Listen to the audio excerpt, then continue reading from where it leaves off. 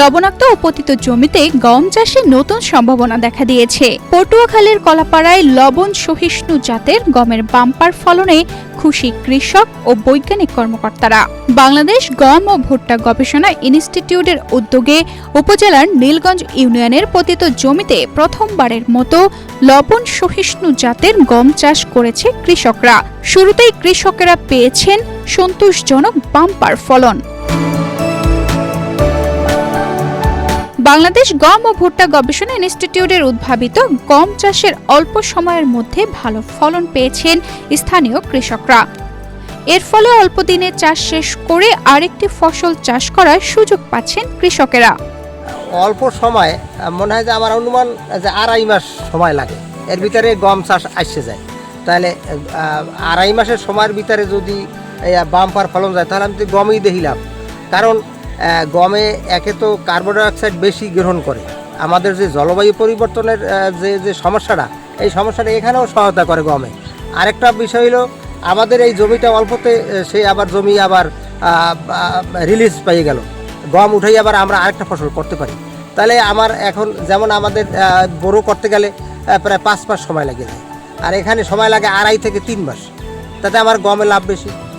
লবণাক্ততার কারণে বছরের 6 মাস জমি অনাবাদি থাকে।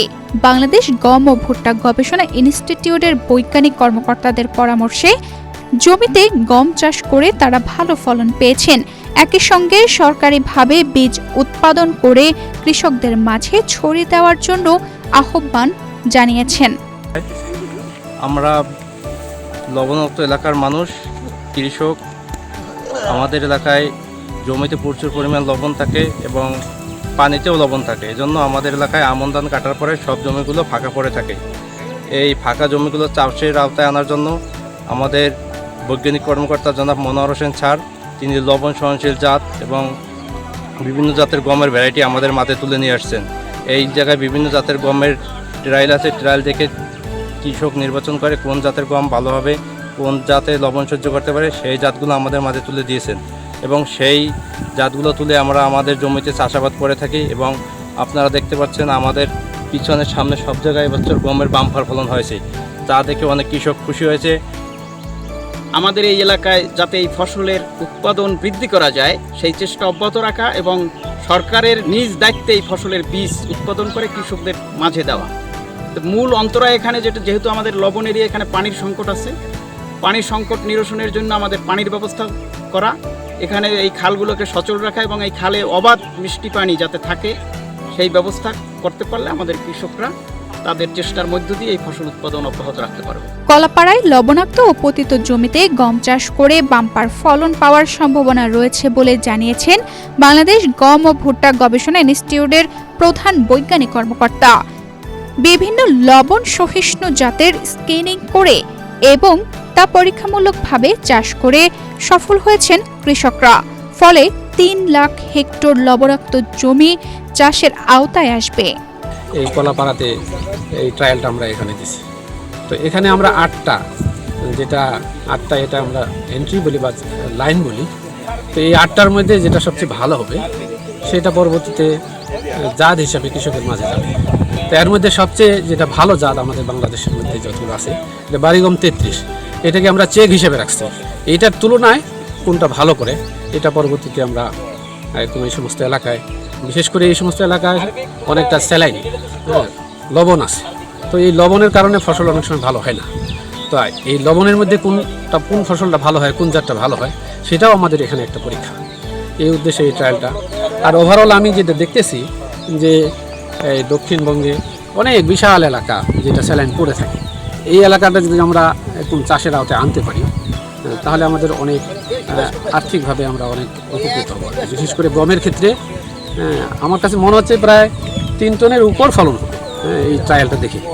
তো সারা বাংলাদেশে বিশেষ করে যারা স্যালাইন এরিয়া প্রায় 3 লক্ষ হেক্টর, একটু কম বেশি 3 লক্ষ হেক্টর এরিয়া, যেগুলো আমরা অনাশয়ে চাষের আওতায় নিয়ে আসতে পারি। লবণ সহিষ্ণু জাতের গমের জন্য বিভিন্ন জাত স্ক্রিনিং করেছে বাংলাদেশ গম ও ভুট্টা গবেষণা ইনস্টিটিউট। গবেষণার পর ভালো করে জাতগুলো কলাপাড়ায় মাঠ পর্যায়ে পরীক্ষা করেছেন প্রতিষ্ঠানটি। এরপরেই চাষের অনুমতির জন্য আবেদন করা হয় বলে জানিয়েছেন প্রতিষ্ঠানটির ঊর্ধ্বতন বৈজ্ঞানিক কর্মকর্তা।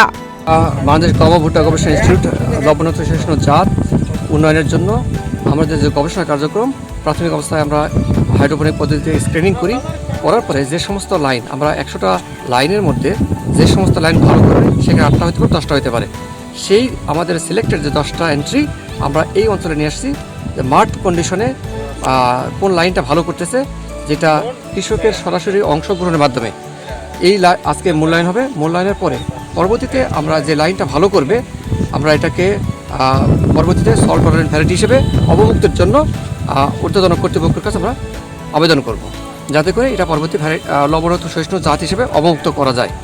সেটা অবশ্যই সল্ট টলারেন্ট হতে পারে, ফলন বেশি হতে পারে এবং আর্লি হতে পারে। এই সমস্ত এখানে যে আমাদের 10টা লাইন আছে সেখান থেকে সিলেক্টেড হয়তো 2টা বা 4টা যেটা আমরা লাইন ফাইনালি ভালো রেজাল্ট পাবো, ফলন বেশি পাবো, পরবর্তীতে সেটা আমরা ভ্যারাইটি হিসেবে অবমুক্তের জন্য সুপারিশ করব। কলাপাড়ায় প্রথমবারের মতো উৎপাদিত এই ক্ষেত পরিদর্শন শেষে এলাকার কৃষকদের নিয়ে মাঠ মূল্যায়ন সভা অনুষ্ঠিত হয়। এতে এলাকার গম চাষী সহ বাংলাদেশ গম ও ভুট্টা গবেষণা ইনস্টিটিউটের কর্মকর্তারা উপস্থিত ছিলেন। তানজিদা রহমান, ইনায়া, বাংলাদেশ প্রতিদিন।